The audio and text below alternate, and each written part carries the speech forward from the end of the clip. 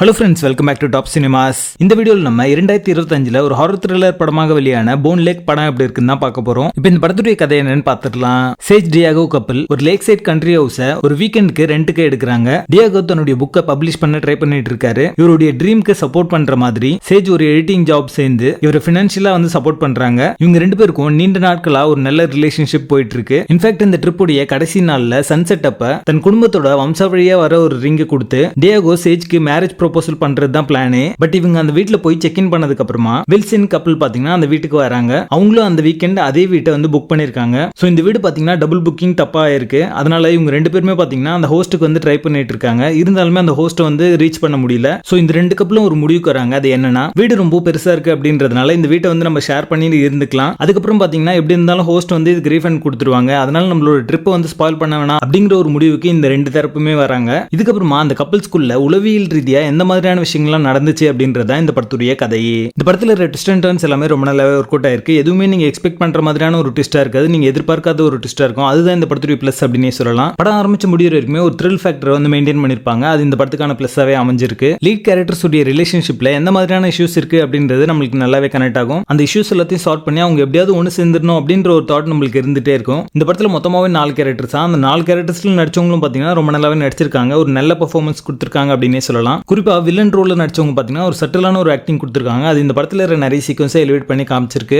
கோரி horror ஃபேன்ஸை satisfy பண்ற மாதிரியான காட்சிகள் நிறையவே இருக்கும். குறிப்பாக படத்துடைய ஆரம்ப காட்சியிலே பாத்தீங்கன்னா பாய்ஸ் எல்லாருமே கதிகலங்கிற மாதிரியான ஒரு சீன் வச்சிருப்பாங்க. அந்த சீனுக்கு அப்புறமே பாத்தீங்கன்னா ஒரு கியூரியாசிட்டி அப்படின்றது கிரியேட் ஆயிடும். சோ இந்த படம் இன்ட்ரெஸ்டிங்கா இருக்கும் அப்படின்ற மாதிரியான ஒரு கியூரியாசிட்டி செட் பண்ணிடுவாங்க. படம் முழுக்க பாத்தீங்கன்னா ஸ்ட்ராங்கான அடல்ட் கண்டென்ட் நிறையவே இருக்கு. படம் ஆரம்பிச்சு முடிகிற வரைக்குமே. சோ இந்த படத்தை நீங்க ஃபேமிலியோட பார்க்கிறதுக்கு வாய்ப்பே இல்ல. மாடர்ன் ரிலேஷன்ஷிப்ல ஒருத்தர் எப்படி ஏமாத்திக்கிறாங்க அப்படிங்கிற மாதிரியான ஒரு டார்க் ட்ரூத்தை இந்த படத்து மூலமா சொல்லியிருப்பாங்க. அதனால எந்த மாதிரியான விளைவுகள்லாம் நடக்குது அப்படின்றதையும் ரொம்ப நல்லாவே சொல்லியிருக்காங்க. படத்துடைய பேசிங் நல்லா இருக்கும். டல் மூமெண்ட்ஸ் எதுவுமே இருக்காது. மொத்தத்துல இது ஒரு நல்ல ஹாரர் த்ரில்லர் படமாக வந்திருக்கு. போன் லேக் படத்துக்கு எங்களோட ரேட்டிங் 6 out of 10.